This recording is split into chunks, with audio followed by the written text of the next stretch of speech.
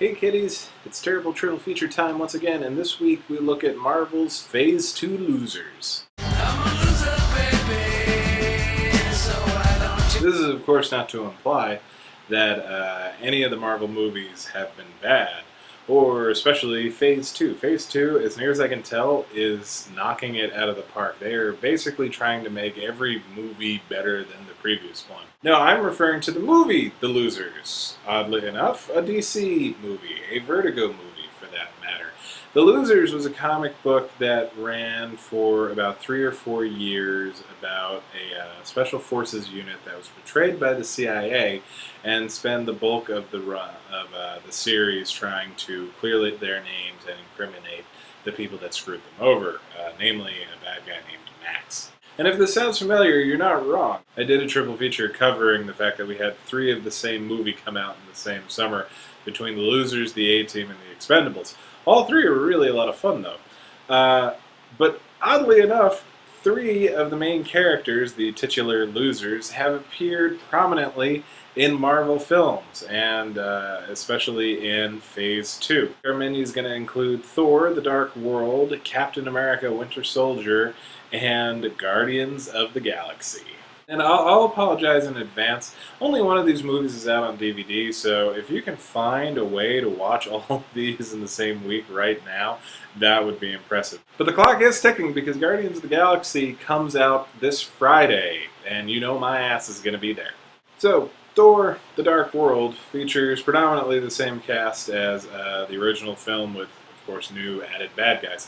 One of the returning cast members is Idris Elba, playing Heimdall, the god of the Rainbow Bridge, the Norse god that can see everything and hear everything. He's pretty awesome and incredibly noble, which is the exact opposite of Idris Elba's character in The Losers. He plays Roke, the eventual betrayer of the losers, an all-around scumbag, but really, really great with knives. Now, what's fun about both of these roles is that they are race changed. Roke and Heimdall are originally and or traditionally Caucasian men, and they're played by Idris Elba. Mainly because why would you not want Idris Elba in your film? You're always going to want more of him in your film, as evidenced by Thor, the first movie, which did not have enough Idris Elba, and this is essentially why I'm going with the sequels rather than the first ones. Heimdall does a lot more in Thor: The Dark World. He's got a pretty sweet action sequence where he takes down a ship all by himself using, knives. It's basically magnificent. But what was funny is that even though both characters were race changed, nobody really kicked up a fuss when they changed the random Roke character from that little Vertigo title that nobody really cared about for 4 years. On the other hand, everybody and their brother freaked out when the even more fictional version of an already fictional character was changed from white to black. So, again, internet, always on top of stupidity. Next, we have Captain America, the Winter Soldier, which I'm not saying that Captain America, the First Avenger, wasn't an incredible film. It is an incredible film.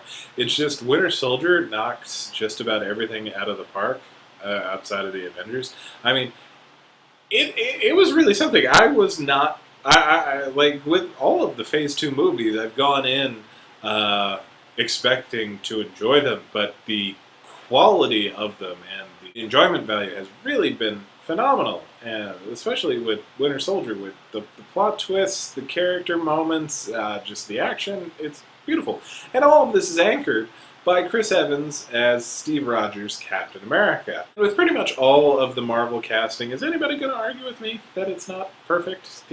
Chris Evans, Captain America, is beautiful. In The Losers, Chris Evans plays the tech guy, Jensen. Now, granted, he's still the tech guy for special forces and everything, so he's fairly buff and everything, but he is very blatantly the dork of The Losers. And that's what's really fun with especially the Idris Elba's Rogue playing Heimdall and Chris Evans as Jensen, later playing Captain America. These characters are almost the exact opposites of the characters in like in the Marvel movies.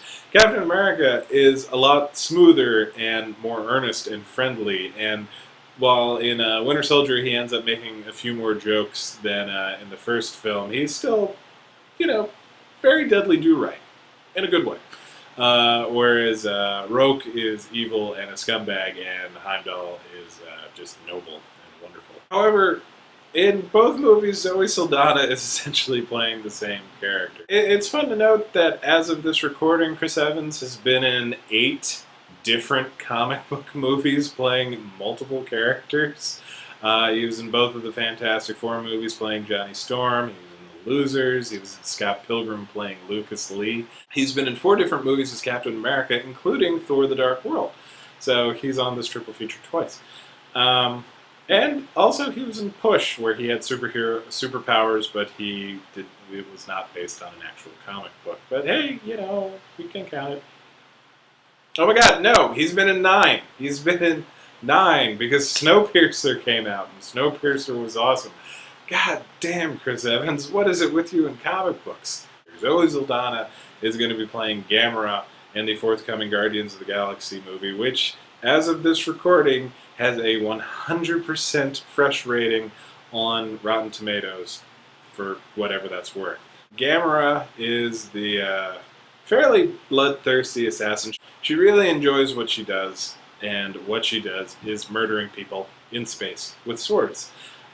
She gets to play the green chick this time. She gets to check off another alien color. She's played a blue alien in Avatar, and now she's playing a green alien in Guardians of the Galaxy. Next, I guess red is the next big color, or maybe yellow.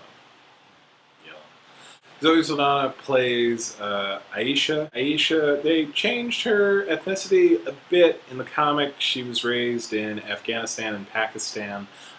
In this one, they make her more South American, which it works, sort of. It's not really an issue in the movie, so it's just not really an issue. And again, see Idris Elba in The Losers. Nobody seemed to care too much about this movie, good, bad, or otherwise, and so nobody really kicked up a fuss about this. She's fairly accurate to the comic in just her look, with the eyebrow ring and the way they do her hair, and so everything was great.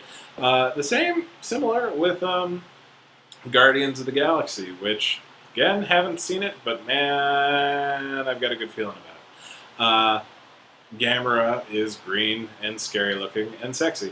Maybe could have beefed up her arms just a little bit, and I would have been happy. I mean, granted, there's like the obvious lack of comic book proportions to other parts of her body, but only prurient 13-year-olds will care about that too much. And yes, I'm aware I'm saying that in front of an entire bookcase full of action figures. But Marvel, absolutely killing it with Phase 2. None of these movies are losers. I am chomping at the bit for Guardians of the Galaxy, and if that's as good as we think it's going to be, I'm honest to God scared for our safety when the Avengers Age of Ultron comes around, because it may just end up killing us. So, Thor is on DVD and Blu-ray. Cap, you're going to have to hunt it down or download it illegally. And everybody's butts better be in the seats on Friday for Guardians of the Galaxy, because how in the hell are we getting a Guardians of the Galaxy movie, of all things? It's sort of similar to The Losers in that, wow, there's a movie for this thing, which I never would have expected. But, whereas Losers was just, yeah, this is a fun time, I like all the people in it. Guardians of the Galaxy is, in fact, going to rule the world. So, Thor: Dark World, Captain America: Winter Soldier, Guardians of the Galaxy. See them, love them. Thank you, Marvel Studios. And I'll see you guys next week.